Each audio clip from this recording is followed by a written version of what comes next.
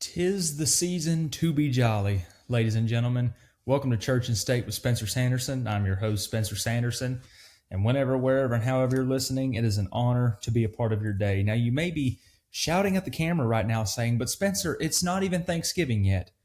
What are you doing? Well, yesterday I went ahead and took the liberty of setting up my Christmas tree because pretty much as soon as October comes around, as soon as we get past Halloween, I'm in Christmas mood. That might correlate with how much I associate wintertime with deer hunting, because deer hunting is something I'm really excited to get into and to begin in the coming next couple weeks. I think season begins from my where I'm from, like my home. It begins in a couple weeks. So super looking forward to that. But also, what's the harm in setting up a beautiful tree like this early? Plus, makes for a really good background. So I hope y'all appreciate the efforts that I went to with decoration. But that is besides the point. Last episode, we went over and finished the story of Abraham and what comes next in Genesis, because we're about halfway through Genesis at this point. We're going to begin in Genesis 25 today, and there's 50 chapters, I believe, in Genesis. So we're pretty much halfway through the book of Genesis right now, but we've got Jacob and Esau. We've got some stuff with Isaac and Rebekah, and then we're going to wrap it off with a two-part series on Joseph. And if that name sounds familiar, yes, that is the Joseph in the Coat of Many Colors. He's got a very interesting story. My favorite story in Genesis, actually, is Joseph. So I'm looking really forward to getting to that. But right now, we're going to go over Jacob and Esau. So if y'all recall, in the last episode in Genesis 25, Abraham part 2 ended with Abraham passing away and being buried at a good old age. And then in that same lesson, we learned that Isaac married Rebekah. So we're going to begin with Rebekah in Genesis chapter 25. So Rebekah becomes pregnant, and it's written that the babies jostled with each other in the womb. So physically they were kind of sparring in the womb, but this had some spiritual implications to it, because in verse 23, the Lord speaks directly to Rebekah and says, "Two nations are in your womb, and two people from within you will be separated. One people will be stronger than the other, and the older will serve the younger." The older will serve the younger. And right after that, we see that Esau was the one that was born first. Rebekah ended up having twins, Jacob and Esau, the topic of today's study. Esau was born first, but when Jacob came out, they basically came out at nearly the same time, because Jacob was grasping onto Esau's heel as he came out. So at the time that Jacob and Esau were born, Isaac was 60 years old. And once again, keeping the chronological time going, when Isaac was 60 and Jacob and Esau were born, that was a little over 2,100 years since Adam. So it's been well over 2 millennia by now. And Jacob and Esau led two very different paths in life. Esau became a hunter and a sportsman, and Jacob was more of a homemaker. He helped a lot around the house, fixed stuff up. Esau went out and hunted and gathered and brought the spoils home. But one day, and this is kind of what kicks off the tension between Jacob and Esau, Esau came back from the country extremely hungry. He was absolutely famished. He'd been out hunting all day, and he knew Jacob was at home, and he was probably helping clean up, but most importantly, he was making food.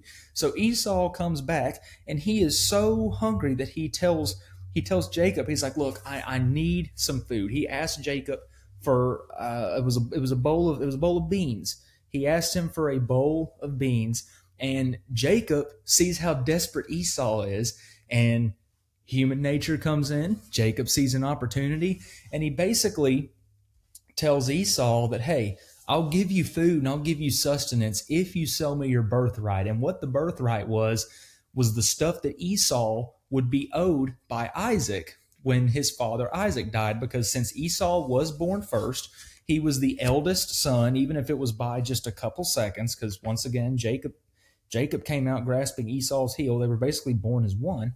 But Jacob sees an opportunity and says, "All right, yeah, I'll give you the food. Sell me your birthright." And Esau, he does that. He sells his inheritance, his future possessions, for a bowl of beans. Now, I'm from the country.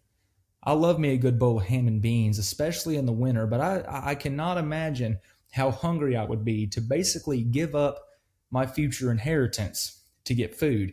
And what this kind of says to me, this is a tangible thing that happened in Scripture, but it also kind of has a little underlying theme to it where we get so we become so enamored and so consumed with immediately getting something, we let our hunger grow. You could also think about this in terms of temptations. Like, you let your temptations grow so great that you give in and take something that will satisfy you in the short term, but you don't realize how much in the long term you're really giving up. In this case, it was Esau wanting a quick meal, and he sold essentially his future rights in order to get that meal. But in some of our personal lives, that could be us doing something for short-term pleasure that will hurt us in the long run and will serve as a detriment to our future. So in this little portion here about Esau wanting to get food, there's a lesson here that we can take from, and it's that there are some times where in order you accept short-term pleasure for long-term harm. And Esau didn't really realize the gravity of what he was doing in the moment because his hunger was so great. But I imagine once he ate and once he was full, that clarity kind of hit him and was like, wait, I'm not hungry anymore. Okay, that was a pretty good bowl of beans. I have just given up everything. Jacob's going to get all the possessions from Isaac. He's going to get everything that I'm owed. Was it really worth it? And I'm sure a lot of times we wish that clarity would hit us before we make a bad decision, but instead of it hitting after, and we're like, well, the decision's been made, the seeds have been sown. I guess unfortunately I have to put up with this now. But anyway, that was something that was kind of a parallel to our lives that I drew from this that I thought was pretty interesting. But so we move on to Genesis chapter 26, and a famine begins to overtake the land. So Isaac went to Gerar, to Abimelech, who was the king of the Philistines. He went to Abimelech for help.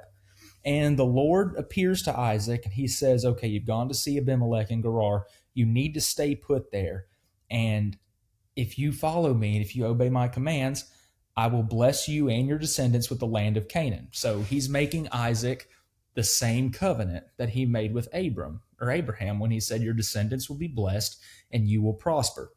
So Isaac, if you remember, Abraham basically had to lie to Pharaoh in order to protect Sarai when they were going to Egypt. He said, Sarai is my sister. So Abraham was taken care of. Sarai was taken care of, because back then, we've gone over this a couple times, that if you came upon a city and you had a beautiful woman with you and that was your wife, if you were a man, they would want to kill you and take your wife as your property. So Isaac has to play this same lie to Abimelech and say, oh, Rebecca, she's just my sister. Nothing's going on there.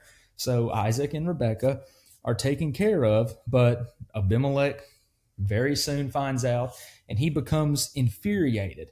But he knows that the Lord is with Isaac. There's a common theme throughout Genesis where people are able to tell when the Lord is with somebody.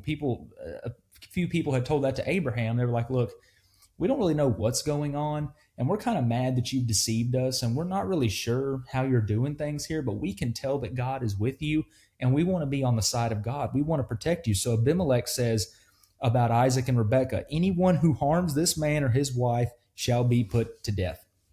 So Isaac and Rebekah now have protection. So Isaac begins to become pretty wealthy while he's staying in Gerar. So the Philistines started to get really jealous of his accrual of wealth, and they began to fill Isaac's water wells with dirt. Essentially, they tried to plug up his supplies so that he wasn't able to function and live his normal life. They began to stop up the wells, and then Abimelech steps in. He's like, "Look, y'all just need to leave. Like, y'all need to go. You're getting too wealthy for this area. My people," because Abimelech was king of the Philistines, he's like, my constituents, essentially, my citizens are getting fed up with you. You need to get out. So Isaac moved out to the valley, and then he recommissioned the wells that were buried in after Abram's death.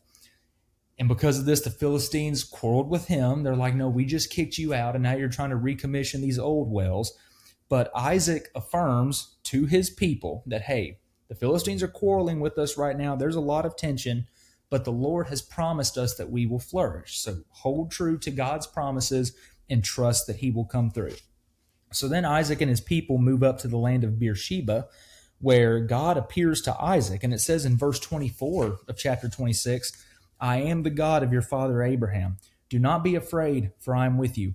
I will bless you and increase the number of your descendants for the sake of my servant Abraham.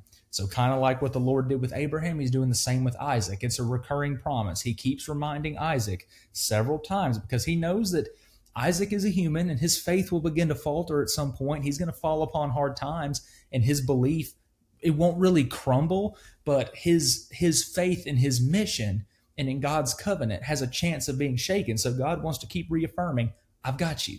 I've got you. Do not fear. And it says in here, these 9 important words, do not be afraid, for I am with you. God's not just speaking to Isaac, he's speaking to everybody. And that's what the teachings of Jesus provide as well when we get to the New Testament. A common theme throughout the entire Bible. Trust in the Lord. God is with you. Do not fear any worldly thing, for I am with you. So Abimelech comes to Isaac with Phicol and Ahuzath, one of those two. And their Phicol was the lieutenant of his armed forces, and Ahuzath was essentially his personal advisor. So think if Abimelech was the president, Ahuzath would basically be a cabinet member. He's there to advise Abimelech on things to do, let him know what's going on, influence some policy decisions. So Abimelech makes the same treaty with Isaac that he made with Abraham, because there was a former treaty of Beersheba that Abimelech and Abraham made where they kind of cordially agreed to not quarrel, that they would divvy up the resources. So Abimelech makes this exact same treaty with Isaac. So in Genesis 27, Esau is grown up. He's now 40 years old. So he marries Judith, but the problem here is that she is a Hittite. She is the daughter of a man named Elon the Hittite, and Rebekah is not happy about this because Rebekah wants her son Esau to marry within his own people, so it brought great grief to her. And unfortunately, around this time, Isaac was getting very old. He had become blind, so he asked Esau to come to him so that he can give Esau his blessing, which is kind of part of that birthright. He wants to bless Esau and leave some stuff to him. So he tells Esau, look, go hunt and prepare a feast for us and bring it to me, and you and I will eat and break bread together, and then I will bless you. But Rebekah overhears this, and she's not a fan of Esau at the moment because he married out of his own people. He married the Hittite.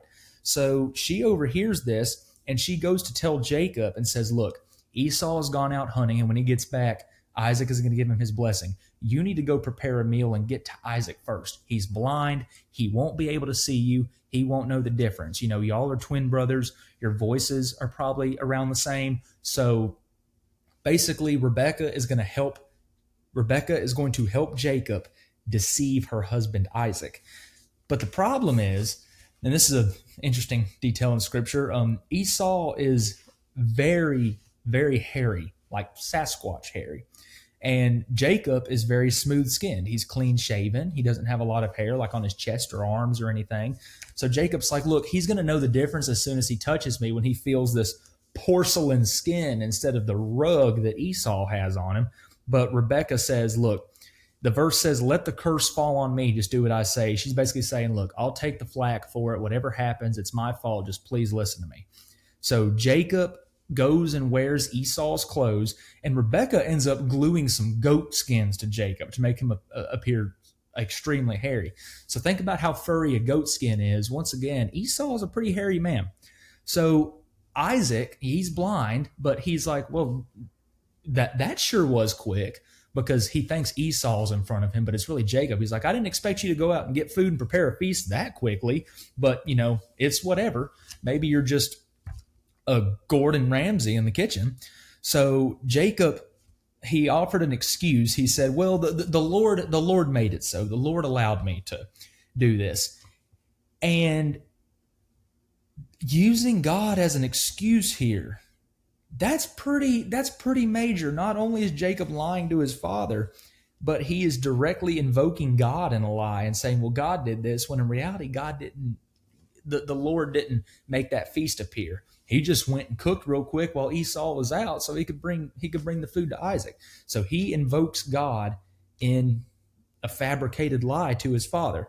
But Isaac is satisfied by this, and in Genesis 27, verses 27 through 29, he blesses Jacob and says, the smell of my son is like the smell of a field that the Lord has blessed. May God give you heaven's dew and earth's richness, an abundance of grain and new wine. Many nations serve you, and peoples bow down to you. Be Lord over your brothers, and may the sons of your mother bow down to you.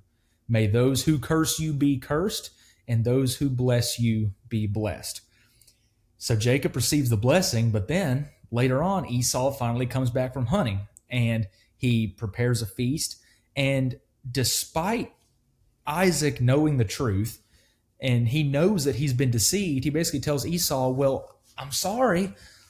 I'm sorry your mother and brother conspired to lie, but I've already given Jacob your blessing. A blessing is not something that I can just take back.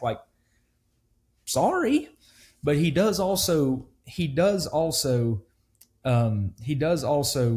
give Esau a blessing. And he says, your dwelling will be away from the earth's richness. Not starting off on a good note already. Away from the dew of heaven above. You will live by the sword, and you will serve your brother. But when you grow restless, you will throw his yoke from off your neck. And this really, really incenses Esau, makes him super angry. And in verse 41, he says, the days of mourning for my father are near. Then I will kill my brother Jacob. Basically, he's saying, as soon as Isaac dies, because I know he's going to die soon, as soon as Isaac dies, I'm going to go kill Jacob. I'm going to go kill him. Because not only now does Jacob have Esau's birthright, but now he's stolen the blessing from his father. So Esau is mega angry here. But once again, Rebekah, with her sharp ear, overhears this, and she goes to Jacob and says, look, you need to get out of here because your brother's going to murder you the moment your dad bites the dust. So Jacob flees to Laban, who is Rebekah's brother. So it's his uncle, Jacob's uncle. And he goes to Haran, and then he's going to stay there until Rebekah sends word that it's safe to come back and that Esau is either no longer angry or he's gone off somewhere else. So as we move to chapter 28, we see that Rebekah, she is still absolutely disgusted that her son Esau has married out of his people. He's married a Hittite woman. So because Isaac sees his wife's anger, he knows Rebekah's angry, he tells Jacob not to marry a Canaanite, but instead to marry a woman from among their own people who are the daughters of Laban, who's Rebekah's brother. So he hears that his wife is super angry about this, so he tells Jacob, look, don't make the same mistake your brother did, or else your mom is going to be double mad. So you need to go marry within your own people. And then Esau begins to realize that his parents do not like Canaanite women. So he goes and marries one of Ishmael's daughters in addition to his current wives, and wives plural. Esau has multiple wives. So then when Jacob sets out for Haran, he stops to sleep, and then this is when he uses a rock as a pillow. Now, me personally, I think I'd rather just lie flat than use a stone as a pillow, but who knows? It might be comfortable. But he has a dream where he sees a stairway to heaven. And in this dream, the Lord once again, God reaffirms his covenant, his promises to his people several times. He reaffirms the covenant with Jacob and says that all people of the earth are going to be blessed through him. So the covenant goes to Abraham, then it goes to Abraham's son Isaac, then it goes to Isaac's son Jacob. So the blessing follows the family line. So Jacob is absolutely amazed, and using the stone and a few other rocks, he sets up a pillar and he anoints it and worships, and he proclaims that if God is with him, then the Lord will be his God, saying if all of this comes true and the covenant is kept, then you are my God, who I will serve and who I will love. So as Jacob continues to travel east, we're in Genesis 29 now, he comes across a well where there's several flocks and there's several shepherds gathered around. And he asks the shepherds where they're from. And then when he learns that they're from Haran, he's like, well, that's where I'm headed. Do you know Laban? Like, do you know if he's around there? I'm going to see him. And the shepherds say, yeah, we know him. He's there. He's well. And then they point out a woman named Rachel who is approaching with her flock. So Jacob urges them to go ahead and water all their flocks, to water their sheep, but they explain that they can't until they arrive to move the heavy stone, because the way that this well worked, there's a massive stone covering the entrance to the well that can only be moved by everybody once everyone arrives. So it's a team effort. So Rachel arrives, Jacob steps up, and he rolls the stone away by himself and waters Laban's sheep. So he must have thought Rachel was very, very good looking, because the moment he lays eyes on her, he gets like Ronnie Coleman bodybuilder strength and moves that stone away. And then he becomes overwhelmed and he kisses Rachel and then cries. And then he tells her, hey, by the way, I'm family, and I'm here to see Laban. So Rachel runs to tell Laban, who then hurries out and welcomes Jacob warmly, and he brings him home. And then Jacob just tells him his story. He tells him about everything, how him and Esau are now fighting, how he stole Esau's blessing, and how Laban's sister Rebekah had ordered Jacob to flee and come to him. So about after a month, because Jacob is working for Laban while he's settling in Haran, Laban asks, okay, well, what do you want for payment? Like, you've been here, you've been working for me a lot, you've been helping me big time. What do you want for wages? And Jacob's like, I'll tell you what you can do. Give me Rachel. Because Jacob is very taken by Rachel. I mean, head over heels times 1,000. So it's like, you want to pay me? Give me Rachel. And Jacob offers 7 more years of work in order to get Rachel. So he's been working with Laban for a month. He's like, I will work for you the next 7 years if you just give me Rachel. So Laban agrees to it. He's like, sure, why not?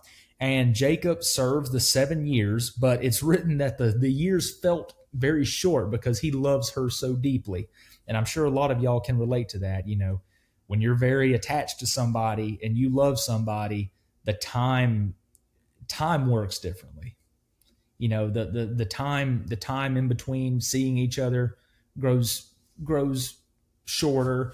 If you've got to wait a couple months to go see someone that you love, those couple months kind of fly by. So we're seeing that happen with Jacob, where he loves Rachel so much, he's like, 7 years, this might as well be 7 days. I'm good.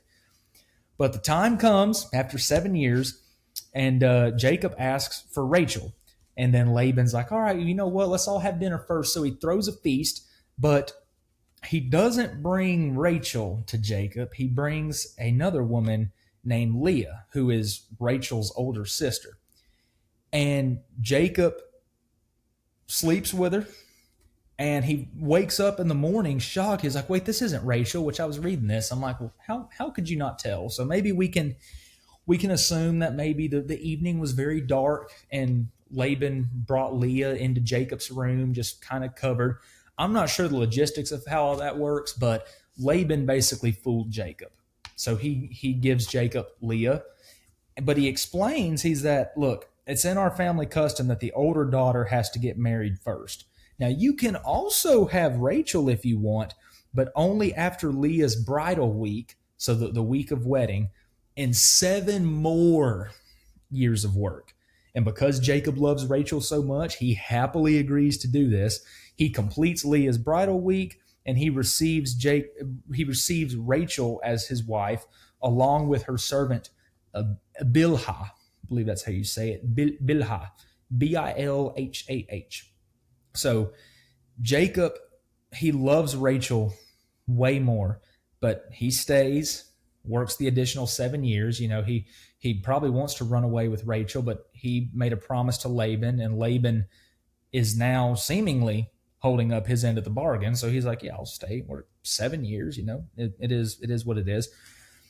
But God sees that Jacob favors Rachel more. He sees that Leah is essentially unloved. So God allows Leah to conceive, but Rachel remains childless. So Jacob conceives children with Leah. She gives birth to Reuben, saying God has seen her misery. She then gives birth to Simeon, saying God has heard that I'm unloved. She bears Levi, and after 3 kids, she's like, okay, I hope that Jacob will finally be attached to me a little bit, because she knows that Jacob doesn't love her as much as he loves Rachel, but he needs her to grow his descendants and to have children. Then she bears Judah. She praises God, and then that's when she stops having children. So once we get to chapter 30, we see that Rachel is not happy at all that she's not able to have children. She pleads with Jacob. She's like, I want children. I want children. Jacob's like, look, that's all in God's hands. I can't do nothing about that. This is all up to the Lord. So she gives over her servant Bilhah to bear her children for her. And Bilhah has 2 children named Dan and Naphtali. So Leah then notices, okay, it's been a while since I've had kids. And I apologize if a lot of this is kind of getting a little complicated and getting muddy. Jacob's having children with several people, and all 3 of the people have some tension between one another. I mean, it's pretty much an episode of Sister Wives going on here. And Leah gives over her servant Zilpah, my apologies, and Zilpah gives birth to Gad and Asher. And then there's a day that Reuben goes out and he finds some mandrakes, and Rachel wants them, but Leah says, "Look, no. You've already taken my husband. I'm not going to let you take these mandrakes from my son Reuben too." So Leah and Rachel are beefing hard, but they end up making a trade deal. Rachel gets the mandrakes, and then Leah gets to have Jacob that night. Leah has 2 more kids, Issachar and Zebulun, and then later has a third, Dinah, I believe. It's either Dinah or Dinah. It's Dinah. After all this, God finally allows Rachel to conceive, and that's when she gives birth to Joseph. So that's where we're going to lead into the story of Joseph later on. So Jacob's had a lot of kids right now with a lot of different women, and he goes to Laban and is like, "Look, I want to return home. Like, I've been here 14 years and then some change. I want to return home." But Laban's like, "Look, no, I need you to stay. You've been a big help here. You've been doing a lot for me. Name your price to get you to stay." So Jacob says, "Look, I will only take the speckled, spotted, and dark-colored animals from your livestock as wages. So kind of divvy up your livestock. I'll take care of these. You take care of those, and then I'll stay around." Laban agrees, but then he has another little bit of deception with Jacob. He removes those animals that Jacob wants from his flock and then puts distance between them. And it's written that he put a 3 days journey in between him and Jacob. So he took what Jacob wanted and essentially ran away. He got out of Dodge. But a very spiritual thing occurs where Jacob, he uses these special types of peeled branches for the animals to conceive in front of, or for the animals to breed in front of. And when they breed in front of those branches, the flocks produce those patterned offspring that he wants. And if this sounds confusing, I understand. God is heavily at work here in Genesis. There's a lot of very supernatural stuff going on, but it's all because people are faithful and they follow the Lord. There's another life lesson for us right there. So Jacob, even though Laban's pretty much deceived him, he still separates the patterned animals for himself. And then when the animals conceive away from the tree branches, they have regular, more smooth patterns, and he leaves those to Laban. So Jacob's still honoring that. And then we read that Jacob begins to grow extremely wealthy. There's a pattern in Genesis 2 where a lot of people, once they start getting livestock, their net worth begins to spike pretty high. And now we move to Genesis 31, which we're only gonna cover a part of because there's a very good stopping point here within Genesis 31. So Jacob overhears Laban's sons basically accusing him of stealing their wealth. They're like, "Jacob has come in and he's taken everything. He's taken stuff from Laban. Laban's given him a lot of attention. Jacob is essentially just a thief in here. And then Jacob also notices that Laban's attitude, it's written that his attitude has turned sour. He can tell that Laban has begun to despise him, which I'm sure he was thinking, well, you're the one that asked me to stay. So if you're going to be mean to me, and if you're going to have a sour attitude, then why did you beg for me to stay and basically say, name your price? Like you kind of arranged this. But God visits Jacob and tells him that he needs to return to his own land, but God promises that he will be with Jacob. He will help him on his way back, and he will help him to prosper. And then Jacob calls Rachel and Leah out to the fields, and he explains, like, look, man's a trickster. Man's a con artist. He's duped me twice. But God has protected me, and he has blessed my flocks and made me wealthy. So Jacob tells them about a dream that he had where God showed him the patterned livestock that he had and commanded him to leave. So Rachel and Leah agree, and they say, like, yeah, at this point, our father has treated us like outsiders, and we're good. We kind of want to wrap this up too. So Jacob gathers his wives, his kids, his livestock, and all of his possessions, and he prepares to leave for the land of Canaan. And then while Laban is away shearing sheep, it's written that Rachel secretly steals his household gods. And that's not a typo. It's not supposed to say household goods. It's household gods. It's the material things that Laban was worshiping rather than fully devoting himself to Christ. And gods in this case is an improper noun. It's lowercase because there's only one God. Gods plural, or if you worship another god, that's a lowercase g. Now you might hear, I've heard the term a lot in youth group especially, and some in a lot of church sermons now. It's called little g gods. And little g God is basically anything that you put your identity in, anything you put your self-worth in, or pretty much anything that you worship as a god instead of worshiping the one true God, the Lord, the creator of heaven and earth. So Rachel goes in and steals a lot of things that mean a lot to Laban just as a last dig at her father. And then they all slip away. Jacob slips away, and he doesn't tell Laban anything. Laban is none the wiser about what's happened. And it says that he crosses the Euphrates River and he heads towards the hills of Gilead. So I think for the Jacob and Esau story, that's a pretty good stopping point because he's begun to quarrel with his brother. He's essentially had to leave for his own safety, and now things have started to turn sour with his uncle Laban, and he's going to head out for the land of Canaan again. But when we get into the second part, we're going to see that Jacob and Esau do meet again. So they have another meeting, and at this point, Jacob is still certain that whenever I see Esau again, he's going to try to kill me. So we will see their confrontation there, and the next episode will be the part 2 where we kind of wrap all this up, and then after we finish this story, we'll have some stuff with Isaac and Rebekah, and then we will wrap up our story of Genesis with a 2-part series or a 2-part. Can you really call it a series if it's only 2 parts? I feel like a series is at least like 4 or 5. Anyway, we'll end it with a 2-part study of Joseph, and then comes Exodus, the Israelites' journey wandering through the desert on the way to the land of Canaan. So I hope you're all looking forward to that. I hope you all enjoyed today's episode, and I hope you all learned something new today. But as always, whenever, wherever, and however you're listening, it is an honor to be a part of your day. This has been Church and State with Spencer Sanderson.